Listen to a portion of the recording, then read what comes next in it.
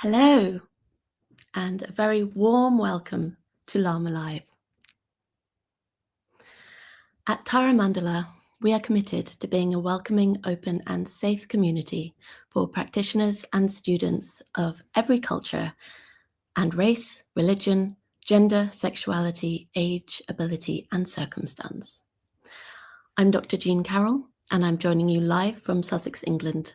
And it's my honour to introduce our esteemed senior teachers at Tara Mandala, Dorje Lopön, Charlotte, Rotterdam, and Lopön Pieter, Oosthuizen, for today's session on Skymind. We're drawing from the beautiful, piercing wisdom of Machig Labdrön. Even 1,000 years on, her guidance goes straight to the heart, reminding us of our inherent wakefulness, wholeness, and completeness. Her instruction for accessing our innate nature, which is always already free, is deceptively simple: rest. Today we'll explore what that really means in body, heart, and mind, and how resting in natural awareness can steady us amid the uncertainty of modern life, without collapsing, bypassing, or forcing positivity. A couple of quick notes as we begin. Please say hello in the chat, add your name and where you're joining from, so we can feel our global Sangha gathering. You can also add any questions as they arise. Our teachers will respond as and when. We'll be together for about 1 hour, including a brief practice and Q&A. If you wish to offer dana, the practice of reciprocal generosity to the teachers, the link is in the chat. Lopön Charlotte has taught in Lama Tsultrim Alione's lineage since 2006 and serves as Dorje Lopön and Machig Labdrön at Tara Mandala, as well as director of the Center for the Advancement of Contemplative Education at Naropa University. Her partner in teaching and in life, Lopön Pieter, is a long-term student and teacher in the lineage, known for his clarity and compassion. Together, they co-lead the Boulder Tara Mandala Sangha and are co-authors of a new book called Skymind, The Radical Path of Open Awareness, due to be published early next year. With gratitude, Dorje Lopön Charlotte and Lopön Pieter, I now hand it over to you. Thank you very much. Thank you very much for such a beautiful introduction, Jean. And hello, everyone. It's wonderful to be here with you on this Sunday. Wonderful to see some of the chats from different places coming in and from where you are, in Bhutan and France and Fort Collins, which is really close to where we are in Boulder. And New York City, my home city. So wonderful to have representation from New York and even from New Zealand all the way. I'm not sure what time of day or night it is there, but thank you for being with us. It must be quite late. Let's begin by raising our motivation just for this hour together, raising Bodhicitta.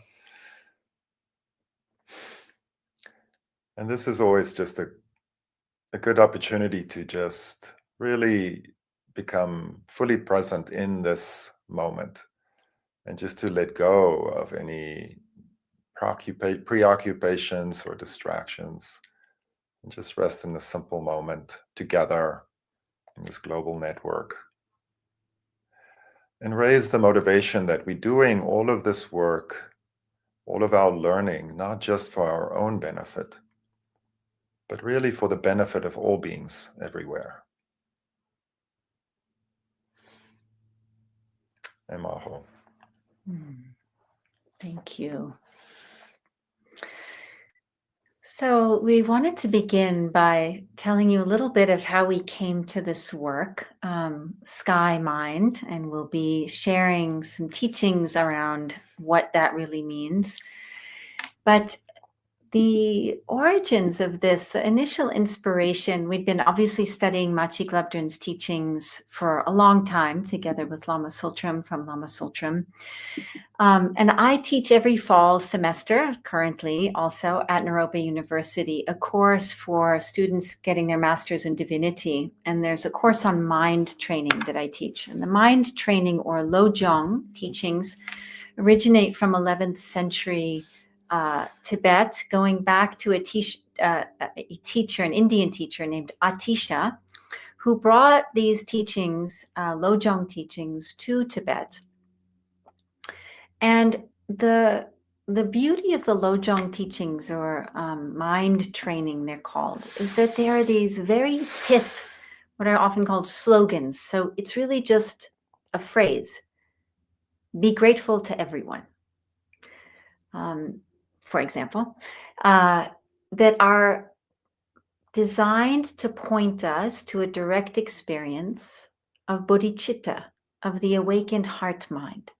They were designed for householders, meaning, I'm guessing, most of us who have a life and perhaps a family and work and places we go and live, but also have a spiritual practice and are really interested in looking at, what does it mean to bring awareness to everyday life?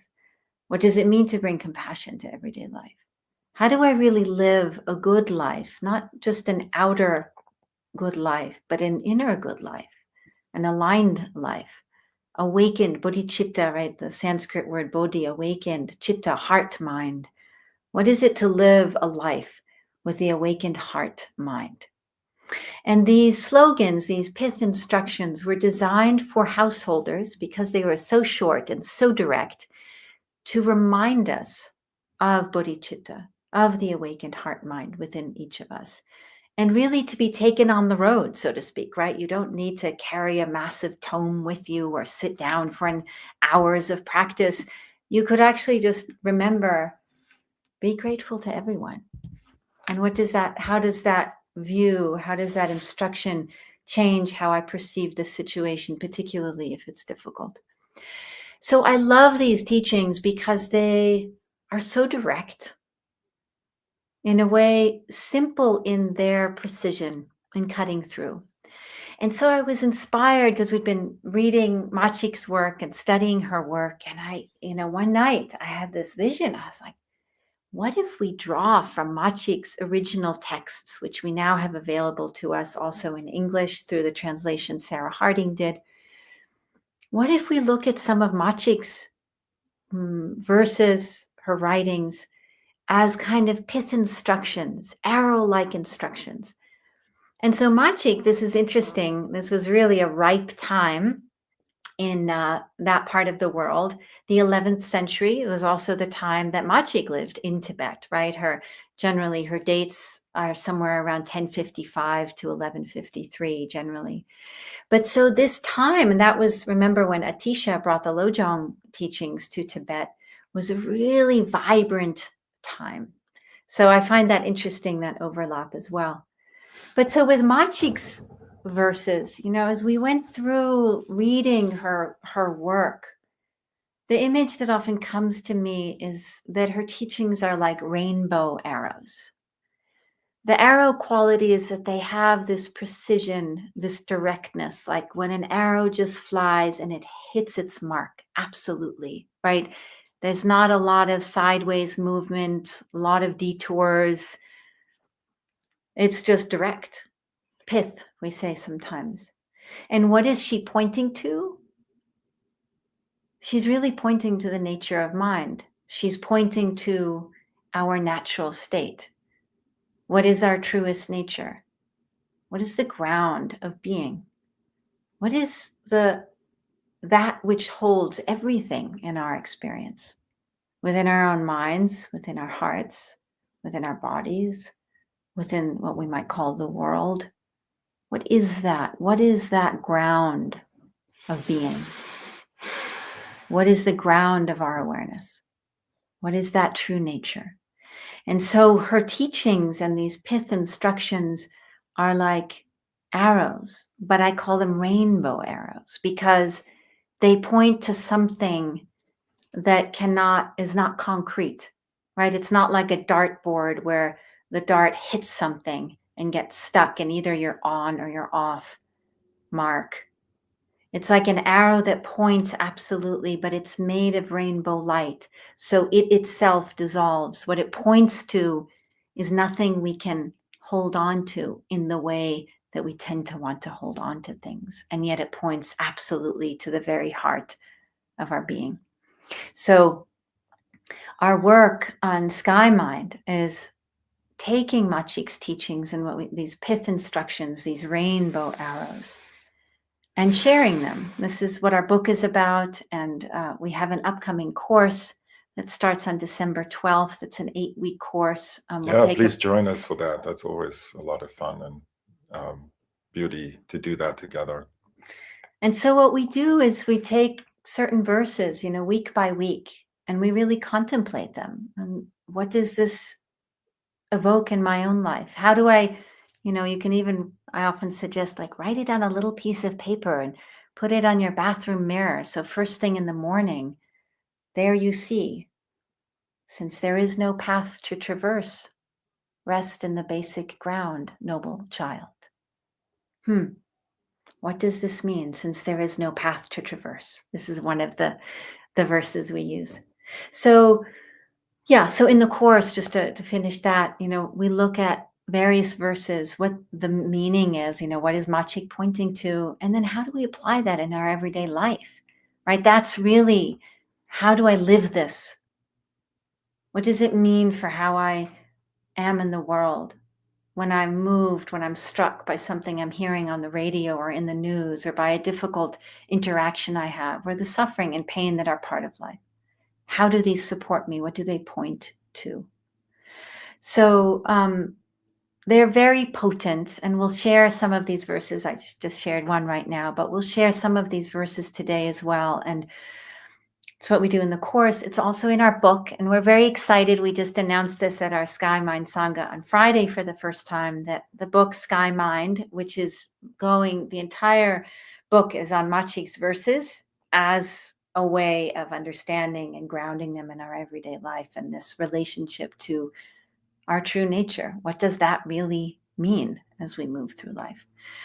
So that book is now available on pre-order on Amazon. I know not everyone wants to support Amazon, which is totally fine, but this is our first entry, and then it'll be available at local bookstores and as well. So we'll share that link. Yeah, it's available for pre-order. So it's helpful if you go and do a pre-order, because that just helps the algorithms and helps us to build momentum with the book when it's finally available in May. And it's through Shambhala Publications, but we'll post the link is already posted there. Thank you, Jean, in the comments. So please pre-order the book. That would be really helpful for us. And I was just really excited about it, because you work so hard on writing a book and in all the stages of publication and so forth. And then now it's sort of, the baby is being born, and we really want to make a big celebration around that, obviously. So please participate in that. We would love that. So, what is the target? What is it that these rainbow arrows that Charlotte was speaking about, what is it that it's pointing to? What is this Skymind, right? That these rainbow arrows are pointing out. What is it that Machig is really pointing to when she says, don't search, don't practice, rest in your nature? And that's the theme, the heading of this talk today is rest in the natural state.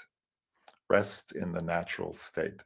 What is this natural state that we are supposed to be resting in? And it's really, this points to, or this really indicates the message, the beautiful message at the core of these teachings. And you can certainly look at Buddhism and say this is really the core of the refuge, the core of the message is this natural state, because in our life, we are so engrossed in our lives.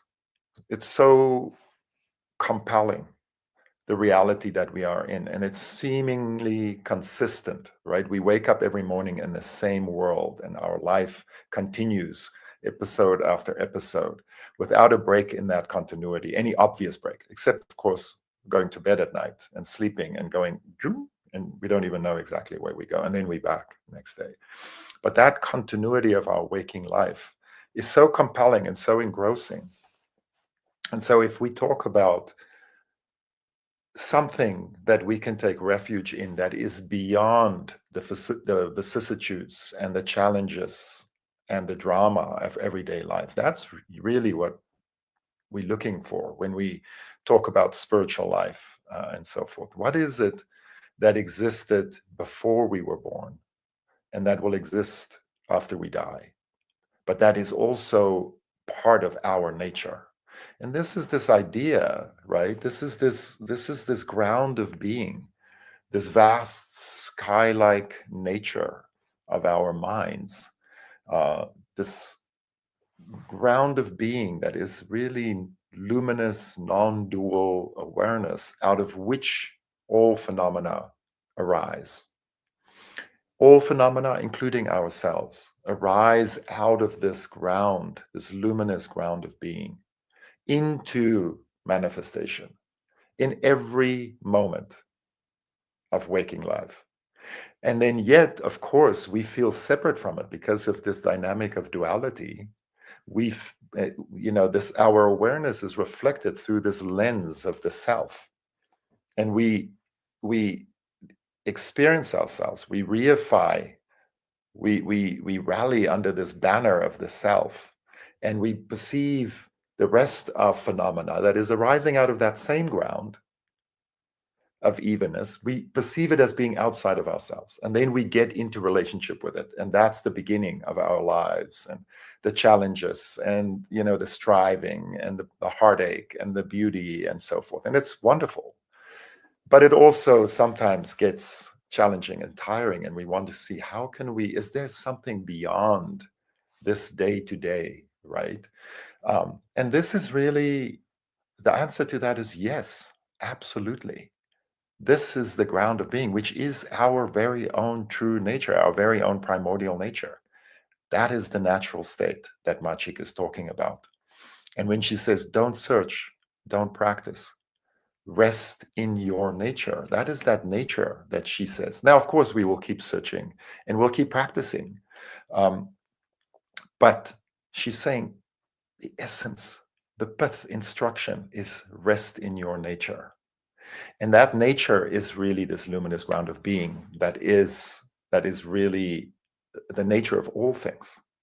And so when we talk about practice, I just want to link this to our meditation and our practice, because we'll do a short Skymind practice today. This is really what, from my point of view, really, I mean, there are many types of meditation and many different benefits that people list. And there's a lot of scientific research on meditation these days and monitoring brain waves and so forth and so forth. But really, what I think the point of meditation is to accustom ourselves, to condition ourselves to let go of all our preoccupations and our dualistic fixation and our distractions and our busy minds, and to just rest back. If it is true that our true nature is this vast ground of being that connects to all phenomena and all of reality and all of existence, and that is actually our true nature, then we should be able to rest back into that. And in doing so, we connect to the vast ground of all existence. And that is really the mother. That is really, and it's not just some nihilistic, empty, sterile ground. It's bursting with the radiance and energy of wisdom and loving kindness and compassion. I think Charlotte will say a little more about that, and we'll talk a little bit more about that when we talk about our meditation. But this is the essence of who we are. And we can access that. That's the invitation of meditation, is to rest back into that vast, inherently compassionate ground of our being, and to experience that directly. That's what we're trying to get to with meditation, is to just rest in that and let that support the way we then go out into our life, our daily dualistic life. So, sometimes, this is obviously, Charlotte talks about rainbow arrows, because it's always said you can only point to it, you can't explain it, because this ground of being is really beyond concept. And yet here, I'm uttering a lot of words to try and explain it, right? So it's kind of an irony, a built-in irony there. But one way, I think, traditionally, that this is often explained, a great metaphor that you may have encountered in Buddhist teachings and writings, is that of the ocean and the wave. And so if this ground of being, our true nature, our natural state, is like the ocean, and this physical manifestation in our mind and everything, the self, the so-called self, is like a wave on that ocean. And so no one will argue that the wave is not part of the ocean. Even though we can see the wave and see it as in its specific manifestation, every wave is slightly different. None of this, if we sit on the beach and watching the waves roll in, they have this uniqueness. Each of them have their own beauty and how they manifest. But at no point in watching a wave will we think or start thinking that it's somehow separate from the ocean. We know it is inherently the ocean expressing as wave. And that's why this is such a great metaphor, because we, in these physical manifestations and our daily grind, really are manifestations of this vast ocean of awareness, this luminous, compassionate ocean of awareness. But yet we get over-identified with our waveness, and we forget that we are also ocean. And so this sort of this story, the wave and the ocean, right? It's a little game we can play with this, a little, if we imagine that we are the wave and we are running along on the ocean, right? And we have our wave buddies in front and behind us, our family, our friends, and we are having that wave experience, right? Some days are beautiful, sunny, with gulls flying, and we just running along on the ocean. And other days are stormy and tempestuous, and the foamy and wild. And then the weather clears and it's clear again, and so we go through our lives with our wave companions, right? And then one day we look over the crest of the wave in front of us, and we see out there in the distance, there's a cliff. And then as we come closer to the cliff, we see that wave after wave in front of us smashes into this cliff and just explodes into a billion droplets and ceases to be as wave. Now, if we look at that from the point of view of wave, we are literally witnessing our own demise. There's no two ways about it. We are inexorably moving towards this cliff.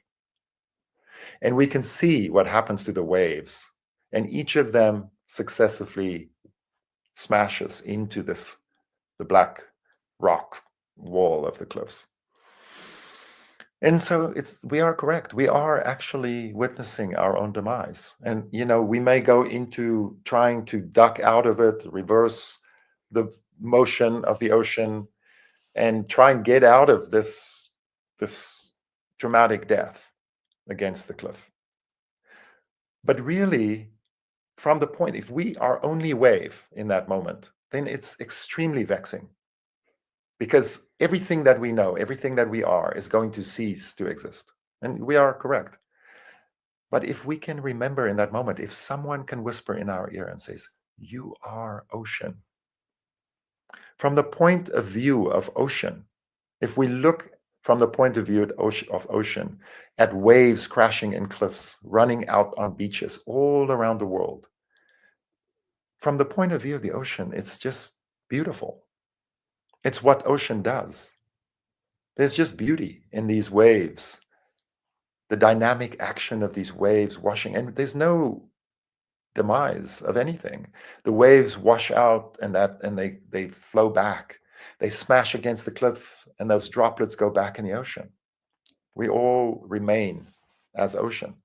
So this is a way of thinking about this resting in our nature. It's kind of like the wave, realizing that it is also ocean, and then resting in its oceanness, resting back in its ocean nature. And again, it's not the little wave thinking, oh, I have to dive down into the big, massive ocean and go with the whales and the lanternfish. Thank you. I get those guys. There's if you go deep down and you're this little wave that's used to being, and you're like, oh my God, this is so overwhelming. That's not the invitation. The invitation is to become ocean, because we are ocean. To rest in our oceanness, to expand our awareness into the interconnected field of awareness. And there we rest. And that's tremendously relieving to the anxieties of every day, at the very least. But, beyond that, it is incredibly empowering for our lives and the lens through which we look at our lives, the view, the so-called view. We bring that view to our lives, and it changes things. And this is not a remedy for changing your life and finally getting that Mercedes-Benz or something. I mean, that could be a part of it probably, but it's not fixing things in your life. It's actually seeing the whole play from a very different perspective, and actually then you get into the enjoyment. There's more spaciousness in this back and forth of daily life. So that's kind of the idea, the message of this wave and ocean, but that's the idea of resting in your true nature. Mm-hmm. So one of the things I love about these teachings, I think sometimes it can feel like, oh, ground of being, my true nature, vast spaciousness, where is it? Out there, now I dig deep, where is it? But really, I love this metaphor of the wave and ocean, because the wave itself, in its own waveness, is the ocean. There is actually nothing in the wave that is not the ocean. And so what does that mean for us? To me, what arises is the experience that I'll name profound intimacy with everything. That we are, this resting is not resting out of our experience or out of our embodiment. It's actually resting into the profound momentary intimacy of our experience with our body, with all things around us.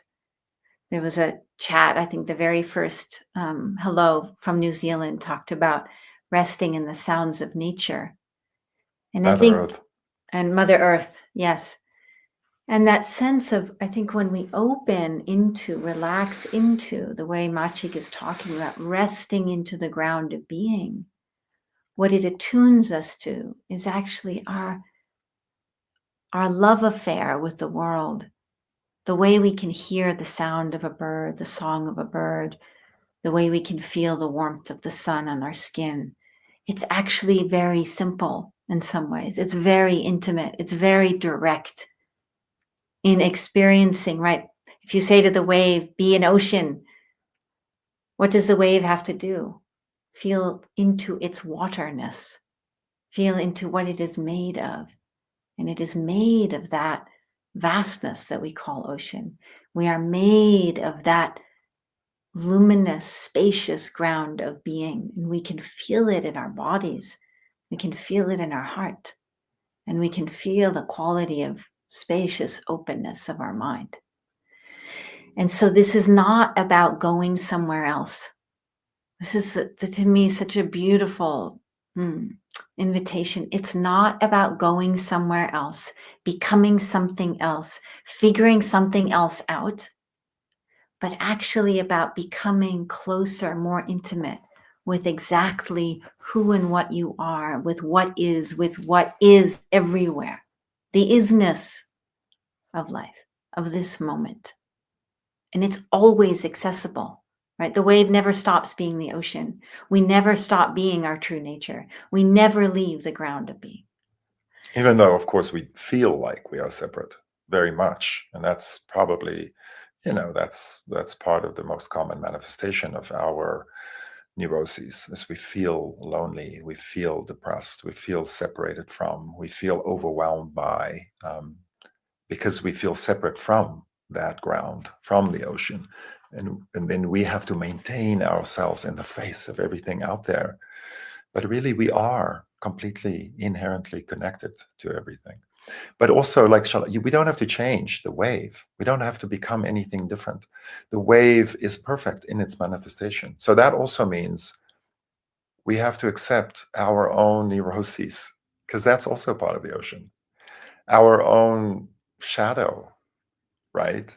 And we're not just saying, oh, okay, I can just do whatever and so forth. We keep aligning more and more with our ocean nature, which brings a kind of a peacefulness, which brings a way of wanting to be compassionate in the world, in terms of our expression in the world. So I wanted to share another verse of Machig's, which I love, and I mentioned it earlier, so I'll go into a little bit more reflection here. She says, "Since there is no path to traverse, rest in the basic ground, noble child. Since there is no path to traverse, rest in the basic ground, noble child." And so let's look at this a little bit together. Path. We're all on paths, right? And I invite you to consider, what paths are you on, right? There's a path of education, of what we've learned and studied. There's a path of our work and our livelihood and what we've accomplished or maybe not accomplished.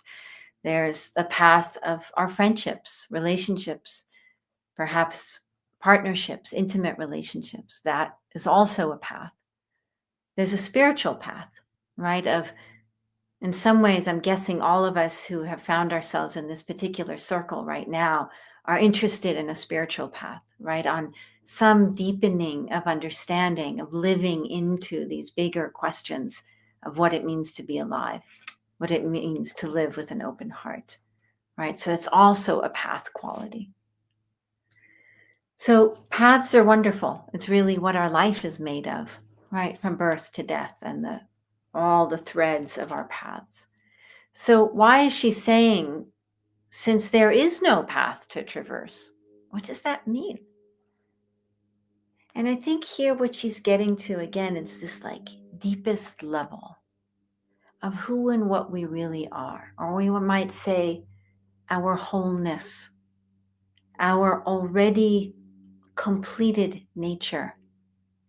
That our true nature is not something that we don't have initially, and then we traverse a path from point A, where we didn't have our true nature, to point B, where now we've discovered it, or now we've found it, or now we have it.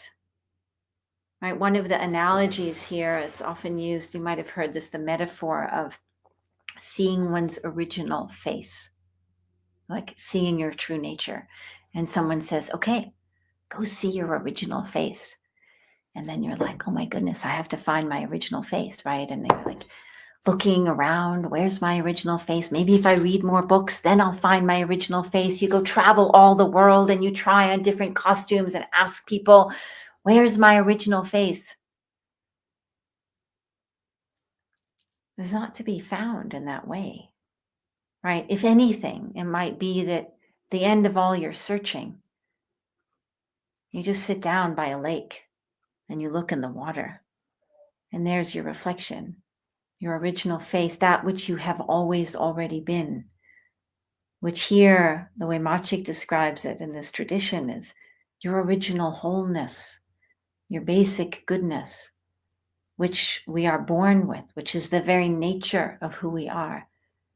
We don't have to look for it in the way that we look for so many other things. That very effort of looking for our true nature, of that ground of being, of our wholeness. I keep coming back to wholeness because I think sometimes our paths in life feel like we have to correct something or fill a gap or become more perfect or become a better person or become more compassionate. And here is so, right, it turns that whole searching on its head and says, no, there is no path to that. That which has a path to it is not our wholeness.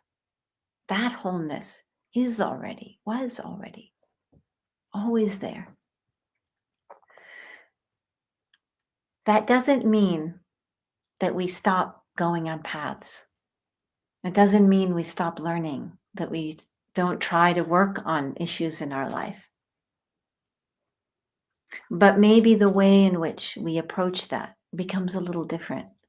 From this tradition, the last chapter of our book is on play. And that quality that these things we do, these adventures we go on, inner, outer, relationally, with our work, traveling the world, whatever it is, it's wonderful that we do these things. It's beautiful. But it becomes more like play, right? We're not looking to fundamentally find who and what we are through them. They're more like an expression of that wholeness, right? Then when the wave knows it's the ocean, it doesn't stop traveling.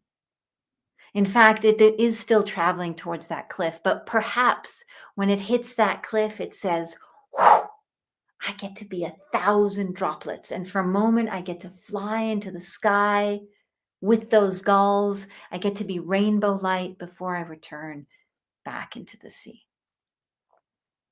So this is not to undermine or erase that wonderful quality, a human quality of traversing paths or to look and search and find. It's wonderful. But don't expect that we're going to find the ultimate answer of who we are, is what Machig's saying, in that way. Because it's what you are. And so what then, since there is no path to traverse, what then? How do we come to know that which we already always are? Our wholeness, our basic goodness, our Buddha nature, ultimate Bodhicitta. If it's not to walk a path, it's rest. It's rest. It's so, right, this is what I mean, it's so pith, it's so direct, which is why we often miss it. And I would say rest, true rest, is actually extremely difficult. She's not talking about sit back on the couch and, watch your favorite game on TV, or that's fine. That's taking a break. What she's talking about rest is, what would it really mean to let go of the striving within? That I have to be something else. I have to get somewhere else. Or I'm afraid. What if I let go? This is also a path of incredible surrender. If I let go of this that I'm holding on to, and that, and that, and that, what if there's nothing? This is why it's a courageous path. But what we let go into, right, just like the wave into the ocean, holds us inextricably, always, unconditionally held. Often the metaphor that's used here is of space. In that sense, we think of space as nothing, right? Can't hold on to space. But space holds everything. Imagine for a moment, if you look up, the space holds the chair, the lamp, the trees, the mountain, all of us, unconditionally. You actually can't miss space. You can't fall out of space. We're always in it, always held. That's a metaphor sometimes of the great mother, Prajnaparamita, the ground of being like space, always held. It's profound relief, right? That's what we're resting into. I want to tell one little story that often comes up for me with this verse, which is a story about Alexander the Great, who lived, this is 3rd century BCE, before the Common Era. And Diogenes, who was the father of cynicism, philosopher. And Diogenes had this, over the course of his own life, he lived a very, very simple life. Gave up basically everything he owned. And there's a great story that the one thing he still had was a bowl to, beg for food and so forth. And then one day he saw a dog running to a river and just drinking the water out of the river. And he said, why do I need a bowl? And he threw even the bowl away. So in this particular story, Diogenes is sitting at the seaside along the beach in the sun, and he's just lying there, small cloth around his waist, taking in the light of the sun, just enjoying being there, resting in the natural state. And Alexander the Great, who is considered, by some the greatest conqueror of all times. He died quite early at the age of 33, but he had conquered multiple lands and peoples and created this massive empire. And so in this particular story, he's on his way to India to conquer India. And so he comes upon this beach and Diogenes lying there. And Alexander has this great armies by him. And he sees this guy lying on the beach, just taking in the sun. And he's sort of intrigued by this person. And so he comes up to Diogenes and he sort of stands over him and he says, who are you? What are you doing? Do you need anything? And Diogenes says, you're standing in the way of the sun. If you could just move out of the way, that would be helpful. So he does, and he looks. And then Diogenes says, well, what are you doing? What are you up to? And Alexander the Great says, well, I am a great conqueror, and I have conquered these nations and those nations, and I am, this great being, and I'm on my way to India, and I will conquer India as well, and then my empire will be so vast and so big. Oh, says Diogenes, that's wonderful. And then, what will you do after you have conquered India? Then, says Alexander, then I will go home, and then I will rest. Says Diogenes. Why not rest now? And it's this wonderful moment, right? What do we feel we have to conquer? What is that empire we're busy building? Spiritual empire, educational empire, financial empire, relational empire.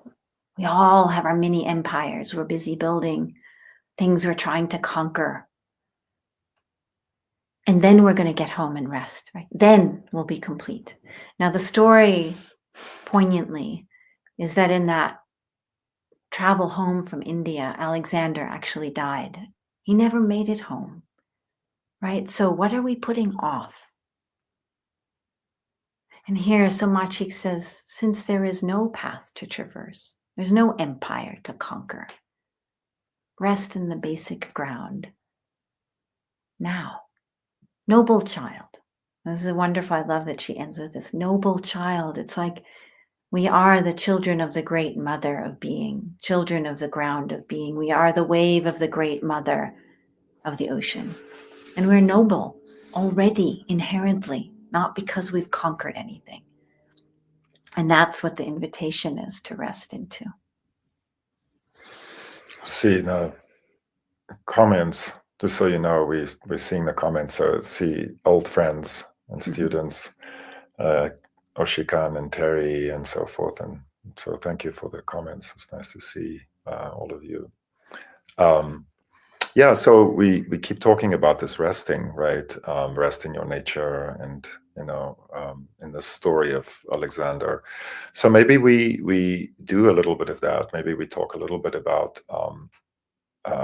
resting, like in this nature of mind, and we have a very simple practice, Skymind practice, that puts together these different elements of meditation, the skillful means, to try and help us to be able to set aside for a moment our distractions and our internal dialogue and so forth, and just to really see if we can rest back in the self-arising nature that is us. And so the flow of this meditation, it kind of has these 3 stages to bring us hopefully to a place where we can just rest. And that is that is, the first is, because our minds tend to be so busy and constantly conceptualizing and thinking and so forth, and our emotions are also driving, we have strong emotions that drive thoughts, try and figure things out and so forth, that we are perpetually caught up in a way in the machinations of just dualistic life and thinking about it. And so that is not conducive for us to we so preoccupied with this busy mind that we don't really see the space and be able to rest back into that. And so the first part of this practice is really just to bring your attention to a focal point. And we do it above our heads, outside of our visual field, because we used to focusing on things in our visual field. But this is actually focusing above our heads on a sphere. And it's just that one pointed focus. Instead of our attention, our very distractible, habitually distractible attention, jumping from one thing to another, like a wild horse in a big meadow, to use a traditional metaphor, we are compelling that attention to rest on one place. And what's happening there, and there's very profound meditations like shamatha and vipassana that really focuses on this technique, is what happens, there's a kind of a settling that happens if we just compel our attention to remain on one point. So we do that for a while until our mind is stabilized. There's already a kind of clarity that starts appearing when we settle and focus on one thing. Once we feel like our mind is stabilized, we have a sphere that we're focusing on, a brilliant sphere above our heads that descends down into our heart center. And then the next part of the meditation is really experiencing this loving radiance of this sphere of this wisdom, really expanding this light through our body and then out into the environment, out into the space, the basic space of all phenomena. So this second part of the meditation, we also call the connecting with loving radiance, loving radiance. And so we'll be guiding you through all of this. We wanted to just give you a bit of an overview here. So as the sphere then descends into our central channel, and then it's almost like as it hits the heart center, so you can, it's not your physical heart, but the heart center here in the central channel, it's almost like it bursts open like a sun. And just feeling like, what is it for your heart to open? Absolutely. That quality of presence, of being here-ness, in the tenderness, in the vulnerability, and also in the absolute power of our ability to love, to connect, the radiance of our being. And so that's what we're connecting with here. It's really the awakened heart mind, and expanding into that as our own experience and the experience of all things around us. So it's almost like everything can light up in that loving radiance. And then at that point, we just let go of any kind of visualization, any dualistic, I'm radiating my light and this light is radiating from here into space. And all of that dualistic kind of format or fixation we let go of, and we just rest in our nature. This is the invitation, the ever fresh, ever present invitation of Machig. And the Dharma really is to just rest in that nature. And there we are resting in an uncontrived way with open awareness, not focused on anything, not striving to attain anything. We're just simply resting. And there's this idea of space, right? That's probably one of the most helpful things in this open awareness meditation. It's also referred to as mixing space and awareness. Our awareness falls open, extends into vast space, and there we just rest without any conception or contrivance. So if you will indulge us, let's do this together a little bit, and we'll just do a short meditation to kind of punctuate what we've been talking about, or to make it, to really actualize it and to really put it into experience. So we begin by, we don't have to make a big thing of, getting ready for meditation, but we do want to sit in a way where we can not be distracted with physical discomfort, straight spine, even if you're in a chair, for example, and just relaxed, open eyes. We're just having our visual field kind of take in everything from peripheral vision on the one side to peripheral vision on the other side, not focused or distracted by anything. Our gaze is kind of like if you were meditating in an apartment in New York or in a big city with an open window, and you hear the noises of the traffic outside, but it's just background noise. You're not fixating on any one specific siren or one specific squeal or of the brakes or anything. And it's the same with our visual field. We just take in the entire visual field without being distracted by any one object. Our attention is not jumping around from one thing to another. And we just relax our bodies as much as is comfortable for us. And here, to be honest, here we are already have the opportunity. Here we are already meditating, really, very basically and simply present in the moment. But now we imagine a luminous, radiant, brilliant sphere of golden white light a few inches above the crown of our heads. Imagine it's as brilliant as the sun. It represents this wisdom, this self-arising, compassionate, inherently compassionate wisdom of the universe, of all phenomena, of all beingness. And we just put it there above our crowns, and we focus our awareness undistractedly on this radiant sphere. It's as if it compels our attention and magnetizes any other distractions outside. Imagine it magnetizes it into the sphere along with our attention. So it becomes completely compelling to us. And now our attention is simply resting on this sphere. We're not doing anything else. And that's a key point.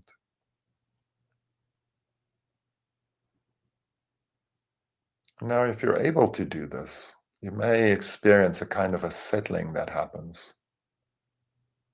It may take a little bit of time.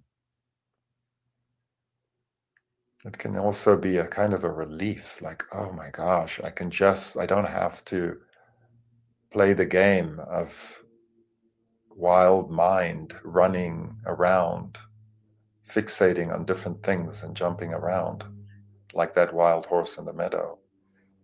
I can just rest my attention on this one thing. And just enjoy the simplicity of that.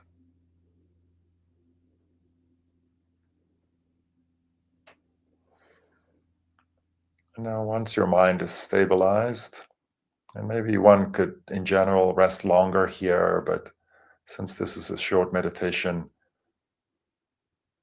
we'll proceed to the next phase, which is this sphere. Imagine the sphere above your head starts to descend, and it enters the top of your crown, and it goes down the central channel of your body to proceed to your heart center, where it's going to come to rest. But as it enters your body, feel that brilliance, that light, that golden light of loving radiance fill your entire body. And you may imagine that it's balancing, purifying, whatever is relevant for you, healing. This light is bringing health and balance to your body. And now it comes to rest in the heart center, radiating throughout your entire body. Just feel that subtle radiance being lit up from inside with compassionate radiance.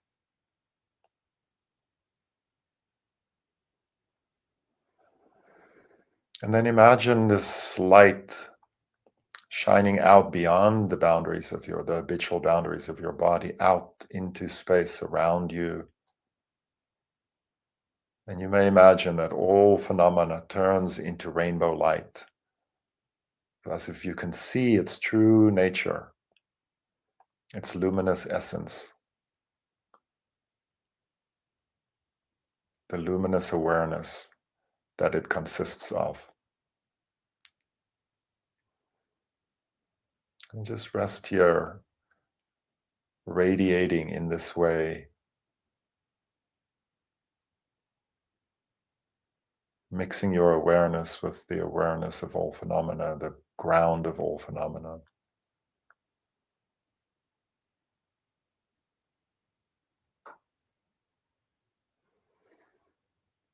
And this is a inherently compassionate radiance, inherently compassionate wisdom radiating out. It's also the essence of all phenomena. So you feel this loving radiance, like effortless compassion going out to all beings and all things everywhere. Just feel what that feels like to rest like this.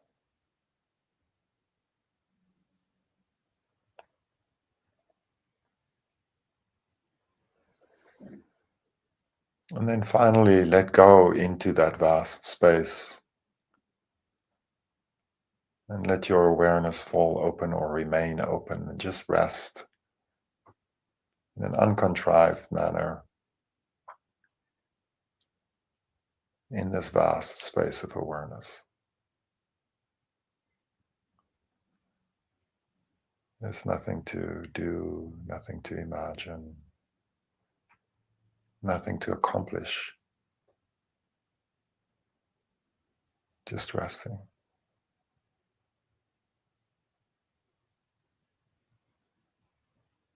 Just resting in your nature.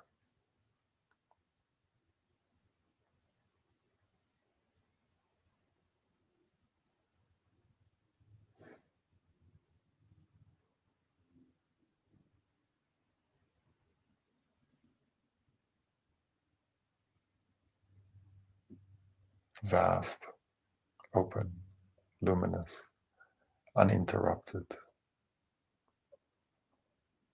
non-conceptual, non-dual awareness.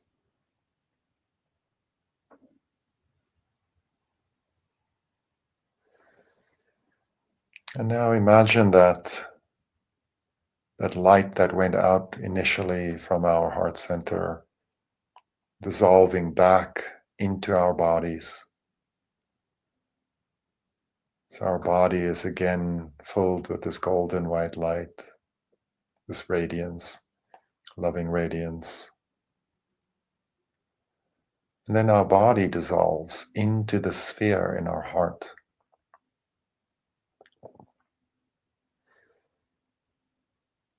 And then the sphere itself dissolves. And we just rest in what remains.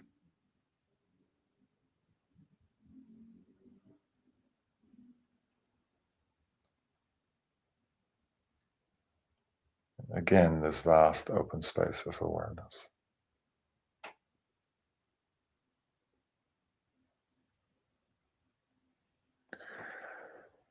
And then concludes our meditation. Thank you.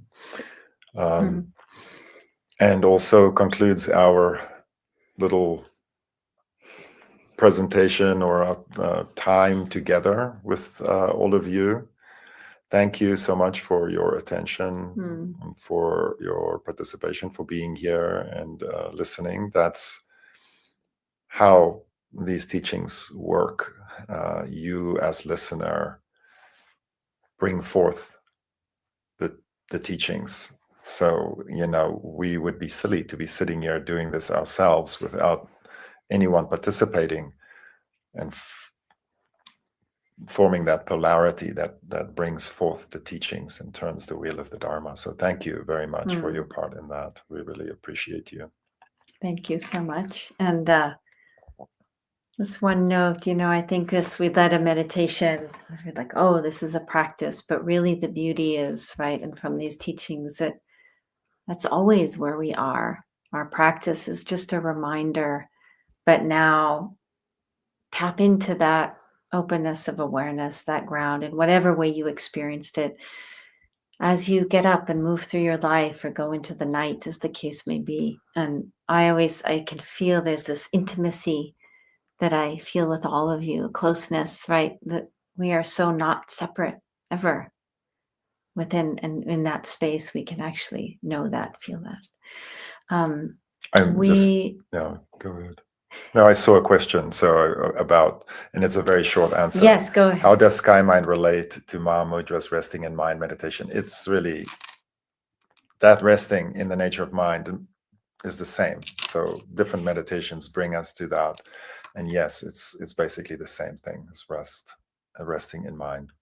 And, Machig's teachings, her lineage is really the teachings of Mahamudra and those non-dual teachings. So these pith instructions are really Mahamudra instructions, we could say.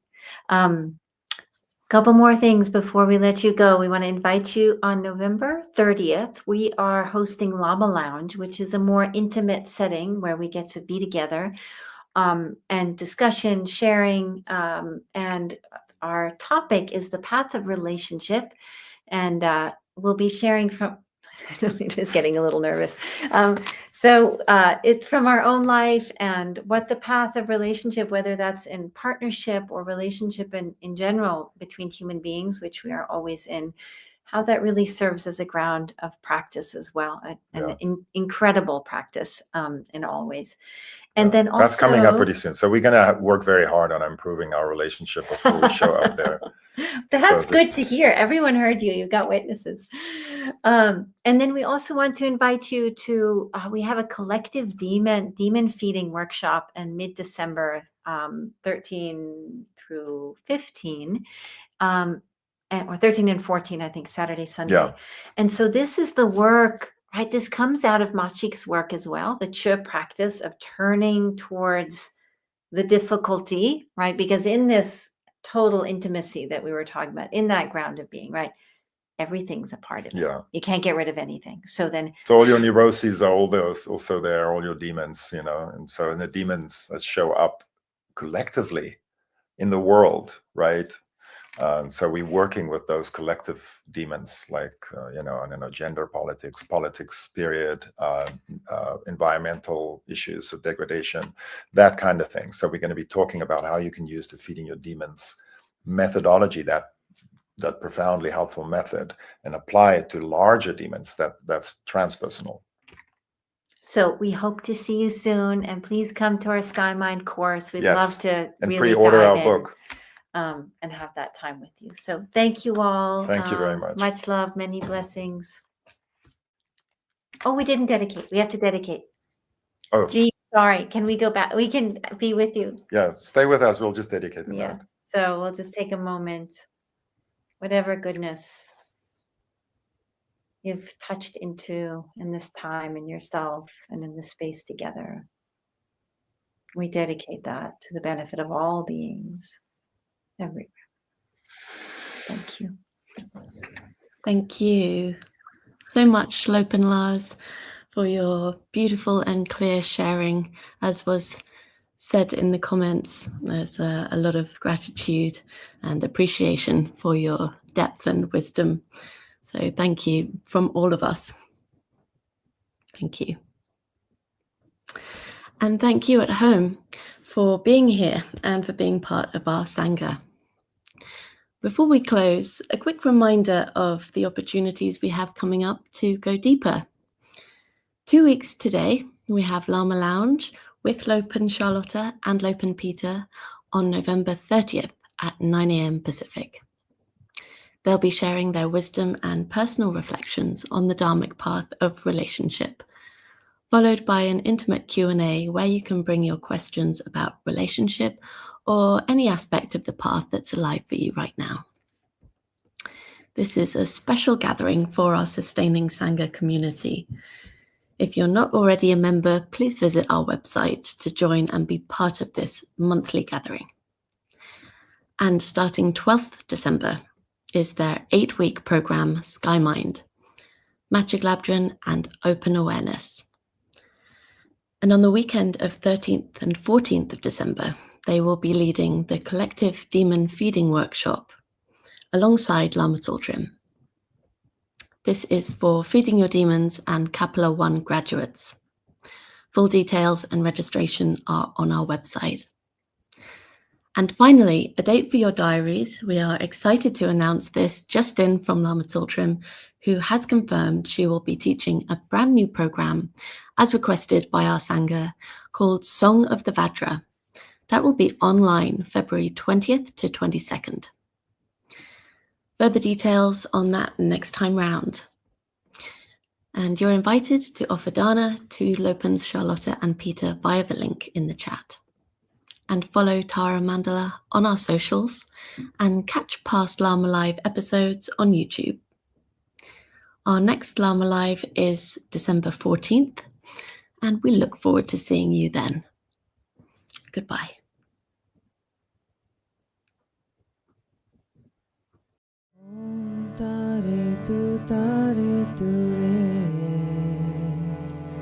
Mangalam Shri Mahapani Swaha.